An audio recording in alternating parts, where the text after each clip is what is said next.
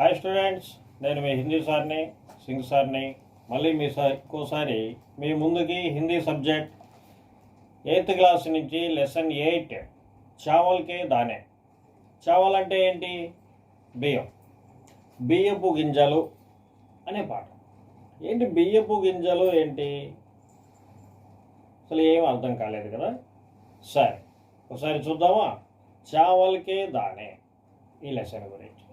ఇది ये तो एक ऐतिहासिक कहानी कह सकते हैं. ऐतिहासिक कहानी.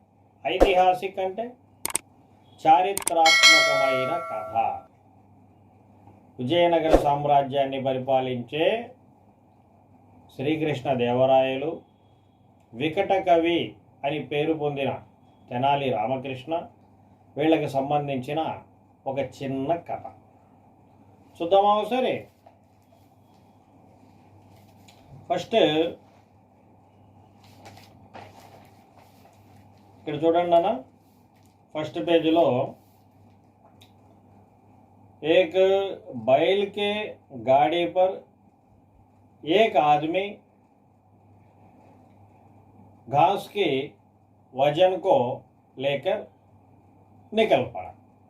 అంటే ఒక ఎద్దుల బండి మీద ఒక వ్యక్తి గడ్డితో ఉన్న ఒక బరువుని తీసుకొని బయలుదేరడం జరిగింది. అంటే దీనికి మీనింగ్ ఏంటి ఇక్కడ? అందరూ శ్రద్ధగా ఆ బొమ్మని జాగ్రత్తగా చూడండి. చిత్ర మే बैलगाड़ी पर खड़ा आदमी कौन हो सकता है అంటే ఇక్కడ బొమ్మలో ఆ ఎద్దుల బండి మీద నిలబడి ఉన్న ఆ వ్యక్తి ఎవరై ఉంటారు? చూస్తుంటే ఇది ఒక విలేజ్ ప్రాంతం లాగా అనిపిస్తుంది. ఎద్దుల బండి, అతని పంచి, తలపైన ఆ గడ్డి మోపు, ఇదంతా చూస్తుంటే ఏదో కిసాన్ లగ్తా హై, ఫార్మర్ లాగా అనిపిస్తున్నాడు. ఉస్ ఆద్మీ కే సిర్ పర్ బోझ దేఖకర్ తుమ్హే క్యా లగ్తా హై, అతని తల మీద ఆ గడ్డి మోపు ఉంది కదా, ఆ గడ్డిని చూస్తుంటే ఏమని అనిపిస్తుంది? ఇక్కడ చూస్తే ఏంటంటే అతని ప్రయాణాన్ని కొనసాగిస్తున్నాడు, తల మీద బరువు కూడా పెట్టుకొని ఉన్నాడు. అంటే దీన్ని కనబడుతున్న డైరెక్ట్ అర్థంతో కాకుండా మనం వేరే అర్థంతో చూస్తే ప్రతి వ్యక్తి కూడా తన జీవితాన్ని తాను కొనసాగిస్తూ ఎన్నో బాధ్యతల్ని మోస్తూ ఉంటాడు అని చెప్పడానికి एक संदेश है. अपनी सोच से इस चित्र कथा को कोई अच्छा शीर्षक दे. అంటే ఇప్పుడు ఇదంతా నేను చెప్పిన ఈ విషయాన్ని బట్టి, ఈ బొమ్మని బట్టి, బాధ్యతల్ని బట్టి చెప్పండి, ఈ చిత్రానికి ఏమని మనం పేరు పెట్టవచ్చు? అంటే జిమ్మేదారియా అని చెప్పవచ్చు, బాధ్యతలు అని కూడా పేరు పెట్టవచ్చు. సరే రండి, పాఠంలోకి రండి.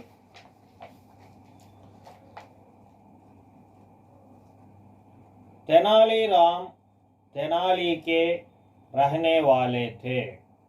तेनालीराम అంటే తెనాలి రామకృష్ణ, తెనాలికే रहने वाले थे, తెనాలి అనే ఊరిలో ఉండేవాడు.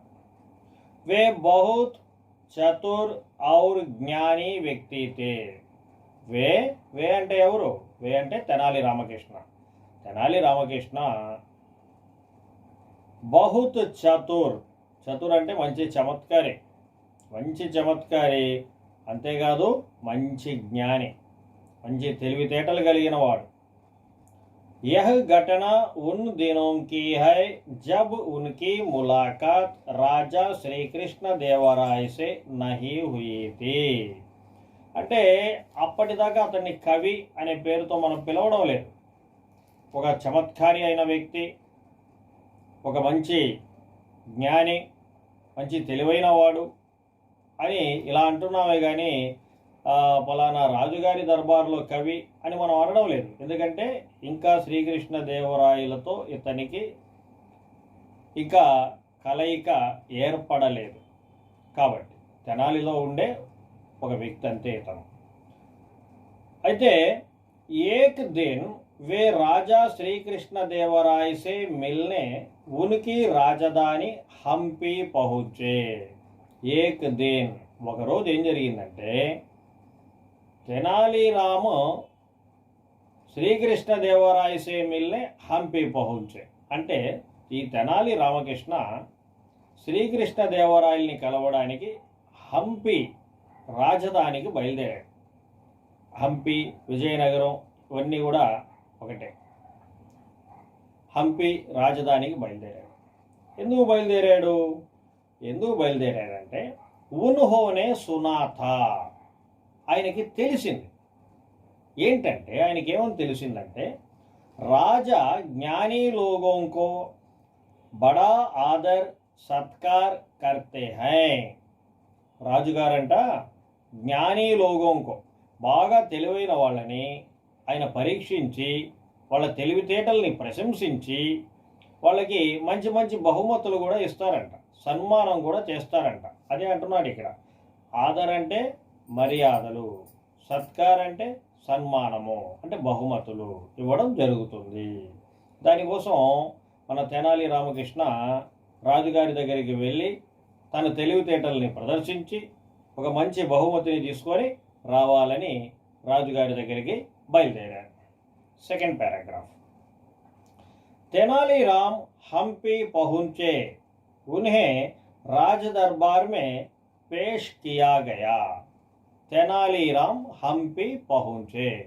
ఏదేమైతేమి తెనాలి రామకృష్ణ హంపి నగరానికి బయలుదేరారు. పహుంచే అంటే చేరారు అని అర్థం. అక్కడికి చేరారు. రాజ దర్బార్లోకి అంటే రాజుగారు ఉండే ఆస్థానంలోకి తెనాలి రామకృష్ణని ప్రవేశపెట్టడం జరిగిందన్నమాట. राजा ने उन्हें एक कविता सुनाने को कहा. राजा ने, ఎవరు రాజుగారు? శ్రీకృష్ణదేవరాయలు తెనాలి రామకృష్ణని ఒక మంచి కవిత వినిపించవయ్యా అని అడిగాడు. మరి తెనాలి రామకృష్ణ తెనాలినే ఏక్ సుందర్ కవిత సునాయి. తెనాలి రామకృష్ణ కూడా ఏక్ సుందర్ కవిత, సుందర్ అంటే బ్యూటిఫుల్, మధురమైన, అందమైన ఒక మంచి కవితని రాజుగారికి వినిపించారు. రాజాకో ఉనికి కవిత బహుత్ పసంద్ ఆయి. పసంద్ అంటే ఏంటి? లైక్ చేయడం. చాలా ఇష్టపడ్డాడు ఆ కవితని, చాలా నచ్చింది. ఎవరికి? శ్రీకృష్ణదేవరాయలకి. రాజుగారికి తెనాలి రామకృష్ణ చెప్పిన ఆ మధురమైన, ఆ అందమైన కవిత చాలా బాగా నచ్చింది. అతని మనసు ఎంతో సంతోషించింది. దానికోసం రాజుగారు ఇనాం మాంగనేకో కహా. ఇనాం అంటే ఏంటి? గిఫ్ట్. ఇనాం మాంగనేకో కహా. తెనాలి రామకృష్ణ, నువ్వు చెప్పిన కవిత నా మనసుని ఎంతో ఆనందింపజేసిందయ్యా. నీకేం కావాలో అడుగు, నీకు గిఫ్ట్ ఇవ్వడానికి నేను సిద్ధంగా ఉన్నాను అని అన్నాడు శ్రీకృష్ణదేవరాయలు. అప్పుడు తెనాలి రామకృష్ణ ఉన్హోనే కహా అంటే తెనాలి రామకృష్ణ అనే కహా ఏమన్నాడు? మహారాజ్ క్షమా కరే, మేరా ఆపుసే కేవల్ ఏక్ నివేదన హై. అంటే తెనాలి రామకృష్ణ ఏదో చెప్తున్నాడు చూడండి. మహారాజ్ క్షమా కరే, మహారాజా నన్ను క్షమించండి, నాది మీతో ఒక చిన్న రిక్వెస్ట్. నివేదన అంటే రిక్వెస్ట్. మహారాజా, నేను చిన్న రిక్వెస్ట్ మీతో, మీ మాటకి నేను అడ్డుపడుతున్నందుకు నన్ను క్షమించండి. అప్పుడు రాజుగారు, రాజా కహో క్యా నివేదన హై అన్నాడు. రాజుగారు ఏమన్నారు? కహో, చెప్పు, క్యా నివేదన హై, ఏంటి నీ రిక్వెస్ట్ ఏంటి అని అడిగాడు తెనాలి రామకృష్ణ. ఆ రాజుగారు అప్పుడు తెనాలి రామకృష్ణ చెప్తున్నాడు. తెనాలీరామ్ రాజా కే సామనే రఖే शतरंज की बिसाद की ओर इशारा करते हुए कहा. ఏమని? తెనాలీరామ్ రాజాకే సామ్నే అంటే రాజుగారి ముందర, రాజుగారు కూర్చో ఉన్నారు కదా అక్కడ, బొమ్మలో కనిపిస్తుంది చూడండి. రాజుగారి ముందర ఏముంది? రాజుగారి ముందర శతరంజికి బిసాత్, చెస్ బోర్డు ఉంది, పెద్ద చెస్ బోర్డు ఉంది. ఆ చెస్ బోర్డు శతరంజికి బిసాద్ కి ఓర్, ఆ చెస్ బోర్డు వైపు ఇషారా కర్తే హుయే, దాని వైపు సైగ చేస్తూ అన్నాడు. ఏమన్నాడు? మహారాజ్, यदि आप चावल का एक दाना उस शतरंज के पहले खाने में रख दे और हर अगले खाने में पिछले खाने का दुगना रखते जाए तो मैं उसे ही अपना इनाम समझूंगा. అర్థం కావట్లేదు కదా. ఏమంటున్నాడు? మహారాజా, మీ ముందర చెస్ బోర్డు ఉంది, నాకు మీరు ఇస్తానన్న ఏ బహుమతులు నాకు నా చిన్న రిక్వెస్ట్ ఏంటంటే, మీ ముందర ఉన్న ఆ చెస్ బోర్డులో ఆ మొదటి బాక్సులో ఒక్క బియ్యపు గింజ పెట్టండి. అలాగే రెండవ బాక్స్ దగ్గరికి వెళ్ళినప్పుడు మొదటి బాక్సులో ఉన్న బియ్యపు గింజకి డబల్, ఫస్ట్ది డబల్ సెకండ్కి, సెకండ్ది డబల్ థర్డ్కి, థర్డ్ది డబల్ ఫోర్త్కి, అలా డబల్ చేసుకుంటూ చివరి గడి దాకా వెళ్ళండి. ఆ మొత్తం బియ్యం నాకు ఇచ్చేసేయండి. అంతే మహారాజా, నా కోరిక ఇంతే అని అన్నాడు. అప్పుడు మహారాజు గారు, క్యా తుమే యకీన్ హై కి తుమే యహీ చాహియే, సిర్ఫ్ చావల్ కే దానే చాహియే, సోనా నహీ, महाराज ने आश्चर्य से पूछा. మహారాజు ఏమన్నారు? క్యా తుమే యకీన్ హై, యకీన్ అంటే భరోసా, నమ్మకం. ఏంటి తెనాలి రామకృష్ణ, నీకు నమ్మకంగా విశ్వాసంగా చెప్తున్నావా ఈ మాటని?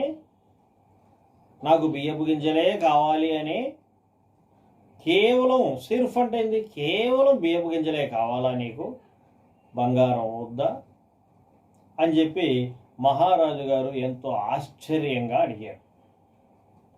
అప్పుడు హా మహారాజ్, తెనాలిరామునే వినమ్రతా సే కహా, అవును మహారాజా, నాకు ఆ బియ్యపు గింజలే ఇవ్వండి చాలు అని ఎంతో వినయ విధేయతలతో ఆ తెనాలి రామకృష్ణ ఆ మహారాజు గారిని అడగడం జరిగింది.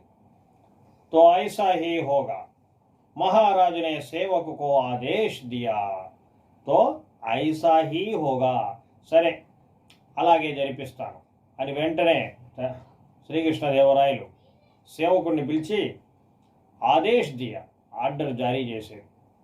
సైనికులారా, తెనాలి రామకృష్ణ చెప్పినట్లు అతనికి ఆ బియ్యపు గింజలు ఇచ్చేసేయండి అని ఆర్డర్ జారీ చేశారు.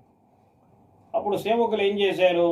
సేవకోనే शतरंज की बिसात पर चावल के दाने रखना शुरू कर दिए. ఇక ఆ సైనికులు వచ్చి ఆ చెస్ బోర్డ్, శతరంజికి బిసాత్ అంటే చెస్ బోర్డు మీద బియ్యపు గింజలు పెట్టడం షురూ కర్ దియే, స్టార్ట్ చేశారు. పహలే ఖానే మే ఏక్ దానా, దూసరే మే దో దానే, तीसरे में 4 दाने, चौथे में 8 दाने, पांचवे में 16 दाने. इस तरह गिनती बढ़ गई. పెంచుతూ పోయారు నాన్న. మొదటి దాంట్లో ఎన్ని? కేవలం ఒక్క గింజ పెట్టారు. సెకండ్కి వెళ్ళేటప్పటికి అది ఎంత అయింది? 4 అయింది. అలాగే మూడవ దానికి వెళ్ళేటప్పటికి సెకండ్కి 2 అయింది. థర్డ్కి వెళ్ళేటప్పటికి 4 అయింది. ఫోర్త్కి వెళ్ళేటప్పటికి 8 అయింది. అంటే డబల్ చేసుకుంటూ వెళ్తున్నారు కదా. అలా పెంచుకుంటూ పోతుంటే సంఖ్య పెరిగిపోతూ వెళ్తుంది. 10वें खाने तक पहुंचने पर 512 दाने रखे गए. కరెక్ట్గా 10వ గడి దగ్గరికి వెళ్ళారు. 10वें ఖానా అంటే ఎంత? 10th. 10వ గడి దగ్గరికి వెళ్ళేటప్పటికి 512 బియ్యపు గింజలు అయింది అక్కడే. ఓకే, 20वें खाने तक पहुंचने पर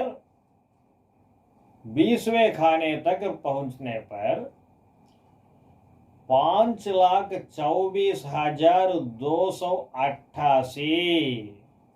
చూసారా 10కి 20కి ఎంత పెరిగిపోయిందో.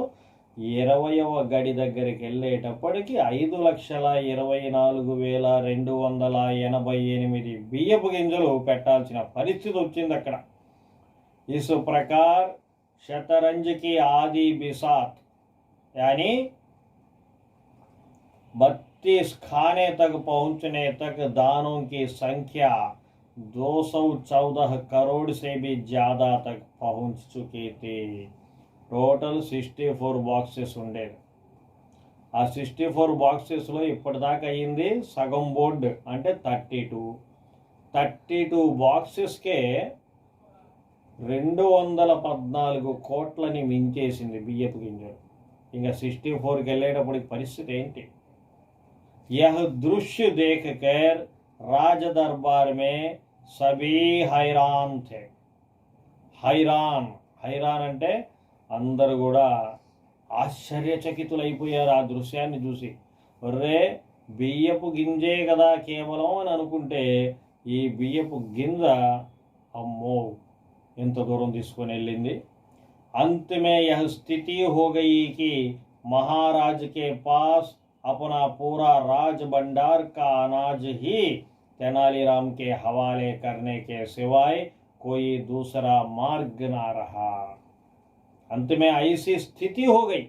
లాస్ట్ పొజిషన్ ఎక్కడికి వచ్చేసిందో తెలుసా? ఇంకా గళ్ళు పెంచుకుంటూ పోతుంటే పరిస్థితి మహారాజుకే పాస్, ఆ మహారాజు దగ్గర ఉన్న రాజబండార్కా అంటే ఆ రాజుగారి గోడౌన్స్లో ఉండే ఆ బియ్యం మొత్తాన్ని కూడా తెచ్చి తెనాలి రామకృష్ణకి హ్యాండ్ ఓవర్ చేసే పరిస్థితి వచ్చింది.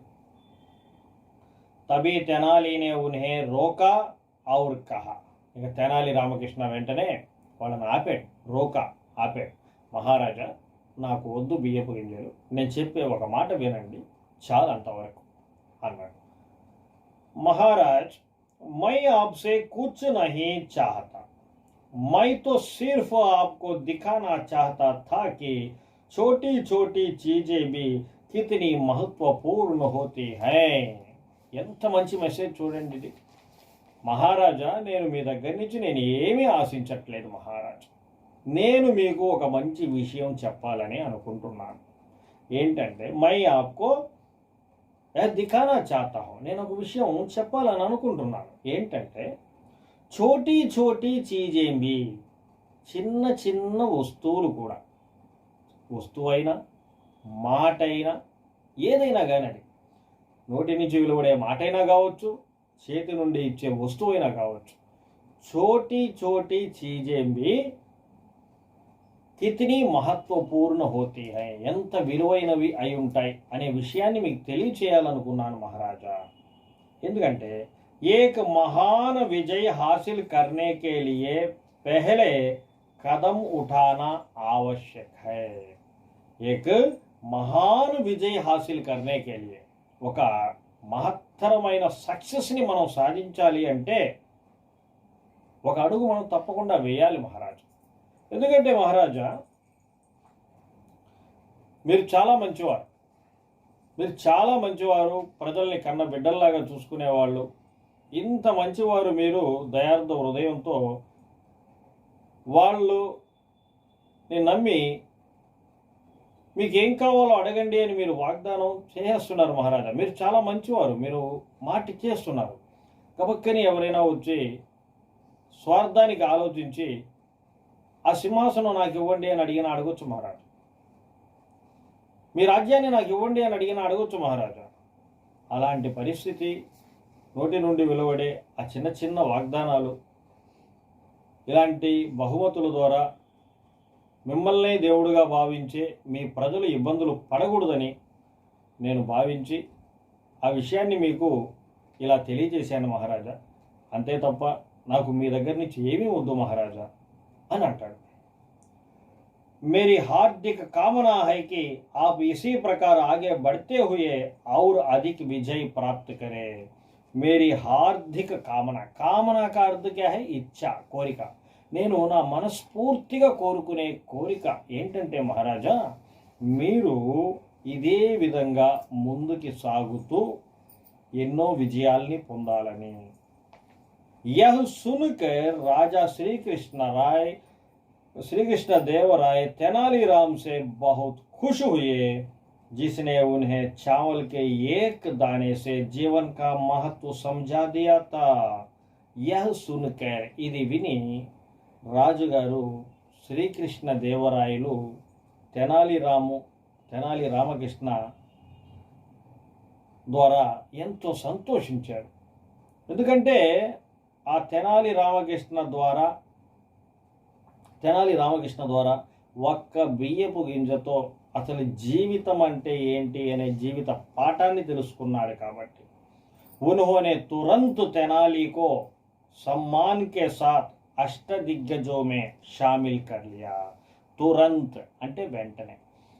ఆ మహారాజు శ్రీకృష్ణదేవరాయలు గారు తెనాలి రామకృష్ణని అష్టదిగ్గజాలు అంటే 8 మంది కవులు, ఇంతకాలం 7 మంది ఉన్నారు, తెనాలి రామకృష్ణని తన ఆస్థానంలో చేరుకోవడంతో 8వ కవి అయ్యాడు.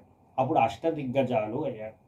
కాబట్టి ఈ పాఠం ద్వారా మనం నేర్చుకునే మెసేజ్ ఏంటంటే, నెంబర్ वन हर एक का भी महत्व होता है. हर एक का भी అంటే పెద్దవాళ్లే, డబ్బున్న వాళ్ళే కరెక్ట్, వాళ్ళు చెప్పిందే వేదం, వాళ్ళే అన్నీ చేయగలరు అని అనుకోవడం పొరపాటు. చిన్నవాళ్ళైనా, వయసులో చిన్నవాళ్ళైనా, పేదవాళ్ళైనా వాళ్ళు కూడా ఏమైనా చేయగలరు, వాళ్ళని మనం అంత తక్కువ చేసి చూడకూడదు, తప్పు అని ఒకటి నేర్చుకోవచ్చు. నెంబర్ 2, ఇంకొక మెసేజ్ ఏంటంటే, మనం ఎవరికైనా ఇచ్చే వాగ్దానాలని ఆలోచించి అర్థం చేసుకొని నోటి నుంచి మాట బయటికి రావాలి. తొందరపడి ఆవేశంలో ఏ వాగ్దానాలు మనం చేయకూడదు అనేది ఈ రెండు కూడా మనం ఈ పాఠం ద్వారా తెలుసుకోవడం జరుగుతుంది. ఇది నాన్న చావల్ కే దానే. సమझ में आया बच्चों? ఇది నెక్స్ట్ ఈ చావల్ కే దానే ఈ లెసన్కి నెక్స్ట్ ఈసారి చేయబోయే వీడియోలో మీ క్వశ్చన్ అండ్ ఆన్సర్స్ని ఎక్స్ప్లెయిన్ చేస్తూ మళ్ళీ పెట్టడం జరుగుతుంది. నా వీడియోస్ మీకు నచ్చినట్లయితే సబ్స్క్రైబ్ చేయండి, లైక్ చేయండి, మీ ఫ్రెండ్స్కి, రిలేటివ్స్కి అందరికీ కూడా షేర్ చేయండి. నేను మీ హిందీ సార్ని, సింగ్ సార్ని. ధన్యవాదాలు.